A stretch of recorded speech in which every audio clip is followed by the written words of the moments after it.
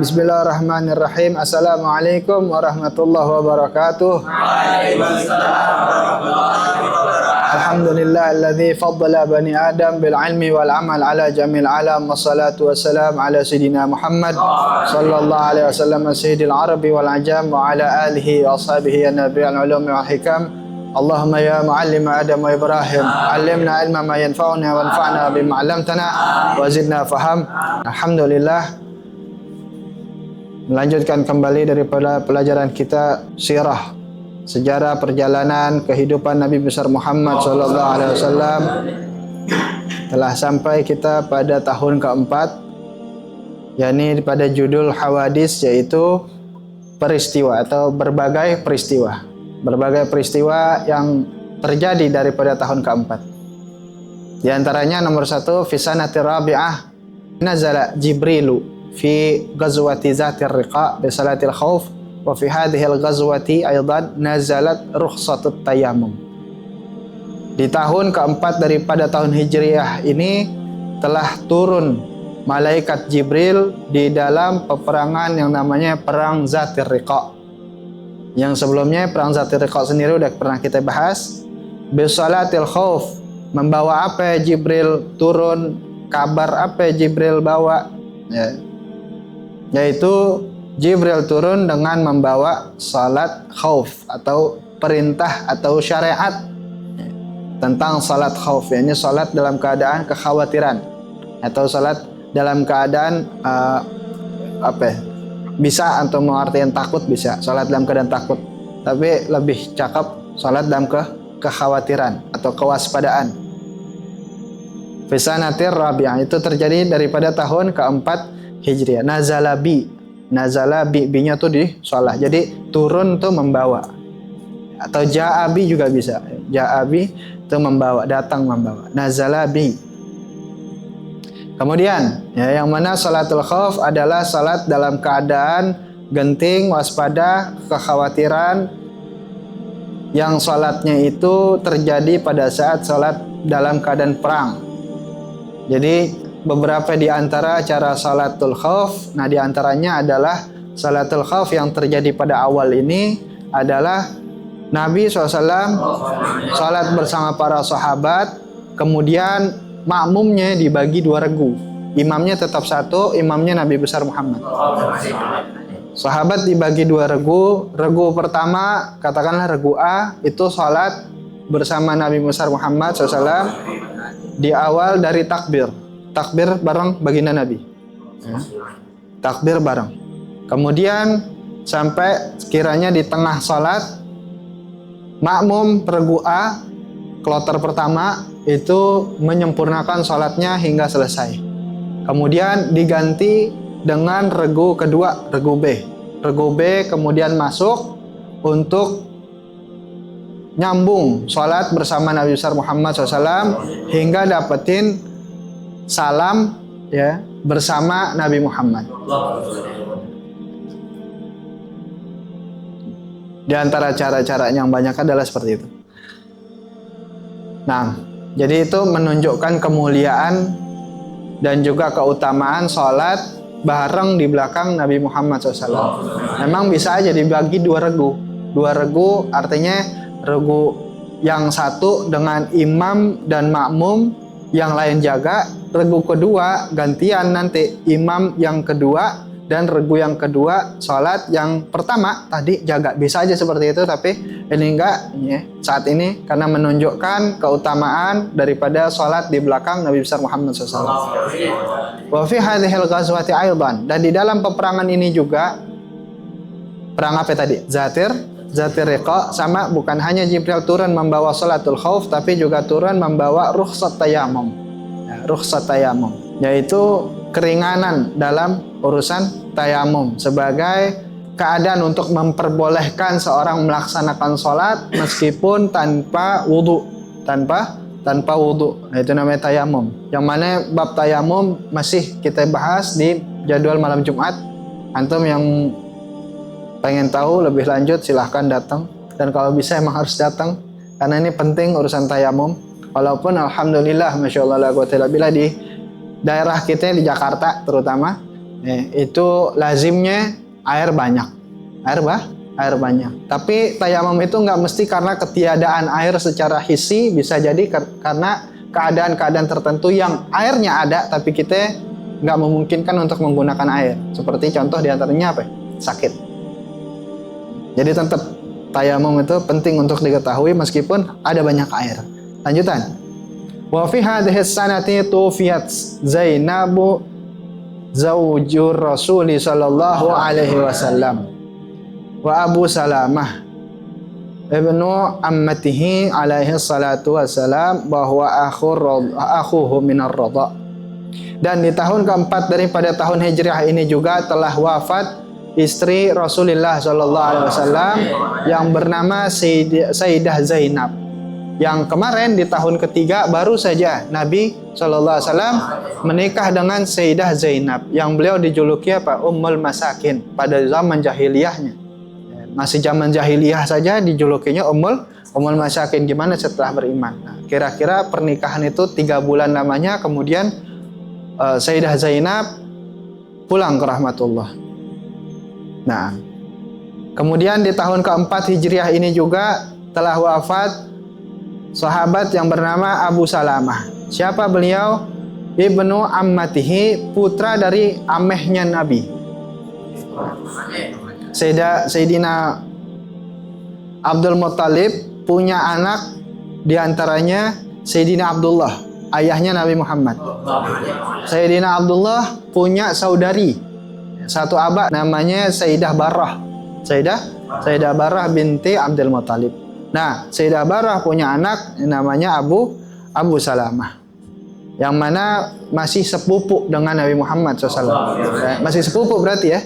Nah, uminya Sayyidina Abu Salamah dan ayahnya Nabi Muhammad, ada kakak.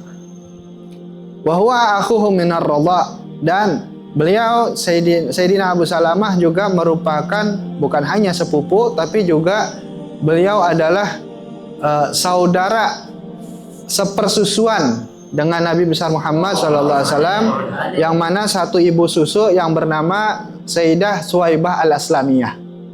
Yang beliau Sayyidah Suwaibah al-Aslamiyah juga menyusui Nabi Muhammad SAW pada saat beliau masih kanak-kanak. Yang Sayyidah Suwaibah adalah seorang budak daripada Abu Lahab. Kan 2 umi susu Nabi. Sayyidah Suwaibah al-Aslamiyah, satu lagi Summa Ibunda Halimatus Sa'diyah. Nah, kalau Suwaibah al-Aslamiyah, beliau adalah budak daripada Abu Lahab, yang saking girangnya Abu Lahab saat kelahiran Nabi besar Muhammad SAW, nyuruh untuk susuin.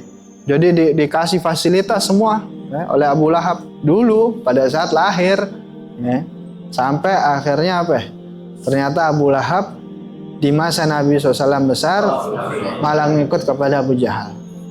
Nah, Abu Lahab tuh seorang yang diabadikan nama Allah Ta'ala di dalam suratul Lahab. Tabbat yada abi lahabi wa tab. Wa fiha tazawwajar Rasul alaihi salatu wassalam Umma Salamah. Nah, dan kemudian di tahun keempat daripada tahun Hijriah ini juga menikah Rasulullah sallallahu alaihi wasallam dengan Ummu Salamah. Nah, Ummu Salamah. Ya, karena Ummu Salamah suaminya baru saja wafat, yang tadi Abu Salamah, yang mana Abu Salamah wafat karena terluka daripada perang Uhud sebelumnya. Jadi akhirnya sekarat, kemudian wafatlah akhirnya. Kemudian di tahun keempat Nabi menikahkan Sayyidah Ummu Salamah, supaya diurus sama Nabi.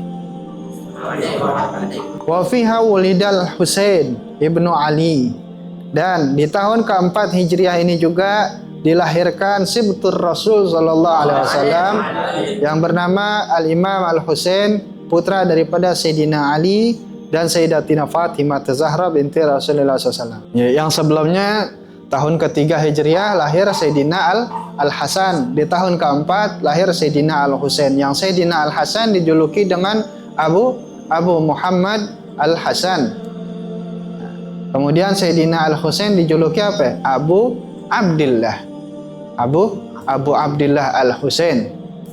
Keduanya adalah Sayyid Syabab ahli jannah. Keduanya adalah pimpinan dari kaum pemuda ahli surga. Kalau pimpinan perempuan ahli surga adalah siapa? Sayyidatina Fatimah Az-Zahra. Bahkan Ummi Sayyidah Fatimah yang bernama Sayyidatina Khadijah itu berdiri di belakang Sayyidah Fatimah. Sedangkan kalau urusan para pemuda, ya, syabab, itu di belakang Sayyidina Al-Hasan dan Al-Husain, yang mana keduanya merupakan kecintaan Nabi Shallallahu Alaihi Wasallam. Ya. Banyak hadis tentang Rasulullah SAW menyatakan kecintaan beliau kepada Al-Hasan dan Al-Husain. Di antaranya apa? Di antaranya doa Nabi SAW. Allahumma inni uhibbul Hasan wal Husain. Duhai Allah, sungguh saya mencintai Al-Hasan dan Al-Husain. Fa'ahibbahuma, maka cintailah juga wahai Allah akan keduanya. Fa'uhibbu man ahabbahuma, dan saya juga mencintai orang yang mencintai keduanya. Kemudian, ya, banyak tentang sabda beliau sallallahu alaihi wasallam akan kecintaan daripada Sayyidina Al-Hasan dan Al-Husain. Terakhir, wa fiha amara Rasulullah sallallahu alaihi wasallam, dan di dalam tahun keempat Hijriah ini juga Rasulullah sallallahu alaihi wasallam memerintahkan seorang sahabat yang bernama siapa? Zaid bin Sabit kepada Sayyidina Zaid bin Sabit. Apa yang diperintahkan oleh baginda Nabi? Ayyata'allama kitabatal Yahud, supaya mempelajari tulisan orang-orang Yahudi. Kenapa begitu? Liyaktubalahu ilaihim, supaya menuliskan kepada Nabi Sallallahu Alaihi Wasallam, ya, menuliskan untuk Nabi, yang tulisan itu untuk dikirim kepada orang-orang Yahudi. Wa yaqra'u lahum ma yaktubuna ilaih, dan supaya membacakan oleh Sayyidina Zaid bin Sabit kepada Hadratul Rasul SAW daripada apa yang orang-orang Yahudi tulis. Jadi ini Sayyidina Zaid bin Sabit, beliau merupakan sekretaris dari Hadratul Rasul sallallahu alaihi wasallam. Yang perlu antum tahu, Sayyidina Zaid bin Sabit itu usianya tidak seperti Sayyidina Abu Bakar, Sayyidina Umar, Sayyidina Utsman, ya. Tapi Sayyidina Zaid bin Sabit itu usianya berapa tahun? 11. Berapa? 11. Ini masuk Islam, Sayyidina Zaid bin Sabit usia 11 tahun ini. Mulai jadi apa? Sekretaris Hadratul Rasul usia 11. Beliau Sayyidina Zaid bin Sabit awalnya pengen ngikut perang. Pengen ngikut 11 tahun, pengen ikut perang. Sebelumnya ada pemuda-pemuda juga yang ngikut, di antaranya siapa? Sayyidina Mu'az dan Sayyidina Mu'awiz. Ingat gak masih? Di perang Badar. Nah, usia belum genap 15. Cuma karena perawakannya besar, dikasih izin sama Hadratul Rasul sallallahu alaihi wasallam untuk ikut. Sedangkan Sayyidina Zaid bin Sabit badannya nggak kayak Sayyidina Mu'awiz dan Sayyidina Mu'az. Badannya nggak gede, kecil. Ya, sebagaimana usia 11 pada umumnya. Sehingga nggak dikasih izin sama Hadratul Rasul sallallahu alaihi wasallam untuk beliau Sayyidina Zaid bin Sabit ikut perang. Tapi Sayyidina Zaid bin Sabit nggak diem gitu aja. Beliau yakin, beliau tahu bahwa bantu Hadratul Rasul sallallahu alaihi wasallam nggak mesti dengan angkat senjata, tapi bisa juga dengan apa? Angkat pena. Angkat pena. Akhirnya di situ beliau mulai belajar atau mempelajari dua bahasa yang saat itu tersulit di zaman itu. Dua bahasa yang tersulit, yaitu bahasa Ibrani dan bahasa Suryani. Tahu bahasa Suryani pernah dengar? Tentunya bukan yang asyikoli inama makoli, bukan ya. Tapi ini bahasa Suryani yang asli. Yang asli. Ini yang asli nih. Ya, tahu kan Ibu? bukan yang kayak itu hasikoli. Bukan ya. Itu sih bahasa buatan tuh. Ini bahasa Suryani yang asli dan bahasa Ibrani. Yang saat itu dua bahasa ini adalah dua bahasa yang tersulit. Ya. Kemudian beliau, Masya Allah, mempelajari dua bahasa yang tersulit ini dalam waktu kurang lebih hanya 17 hari. 17 hari. Lihat cerdasnya Sayyidina Zaid bin Sabit. Kemudian akhirnya apa? Terkenal Sayyidina Zaid bin Sabit dengan kecerdasannya. Maka saat itu disuruh oleh Hadratur Rasul Sallallahu Alaihi Wasallam untuk menuliskan wahyu. Mulai saat itu setiap Hadratur Rasul ada, Sayyidina Zaid bin Sabit selalu di samping Nabi. Untuk apa? Siap-siap mencatat. Kali-kali nanti tiba-tiba Jibril alaihissalam turun.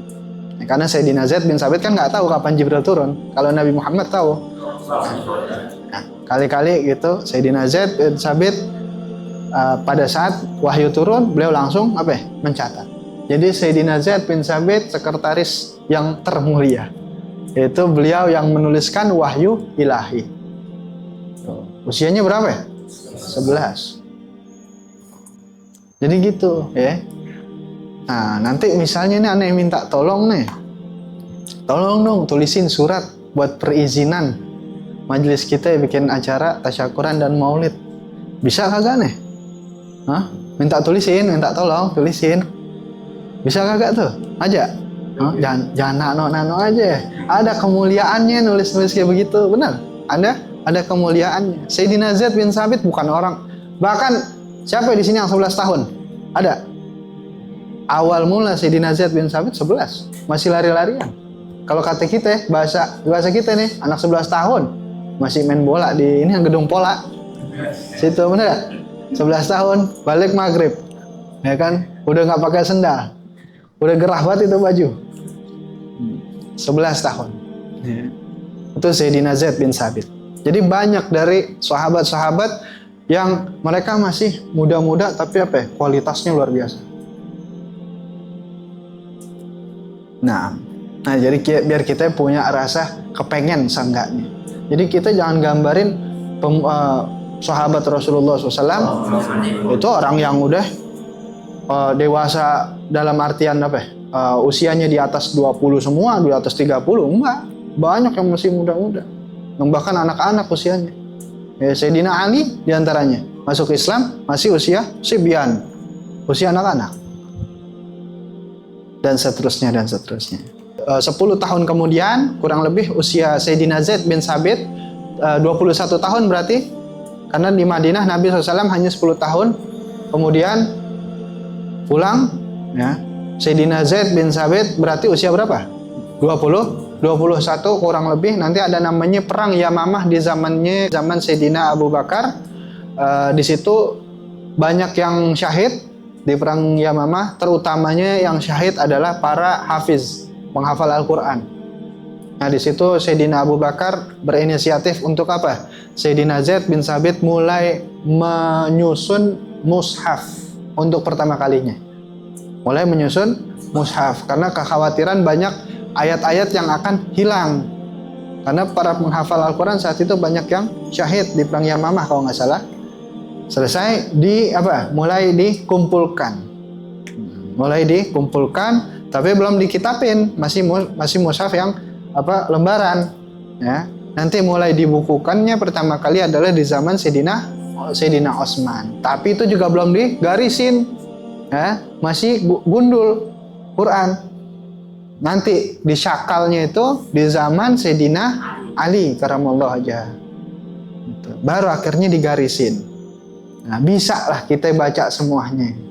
Yang saat itu bahkan dibukukan di zaman Sayyidina Utsman baru dalam riwayat 4 atau 6 kitab mushaf.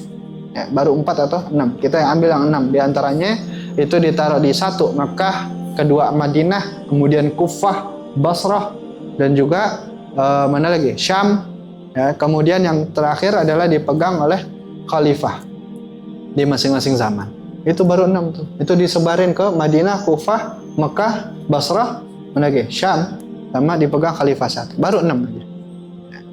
Karena nyetaknya kagak pakai mesin. Nulis. nulisnya juga nggak boleh sembarangan. Ini wahyu nih yang ditulis. Kemudian apa? Ditulisnya juga harus dengan tulisan yang rapih, karena biar semua orang bisa membacanya. Siapa yang lihat bisa membaca dengan mudah.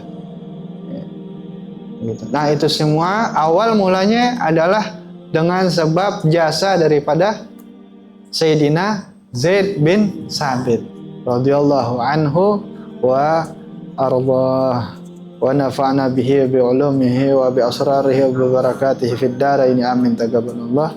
Itu diantara berbagai peristiwa-peristiwa yang terjadi daripada tahun keempat Hijriah. Mudah-mudahan sedikitnya bermanfaat. Wa bisirril Fatihah. A'udzubillahi minasyaitonir rajim. Bismillahirrahmanirrahim.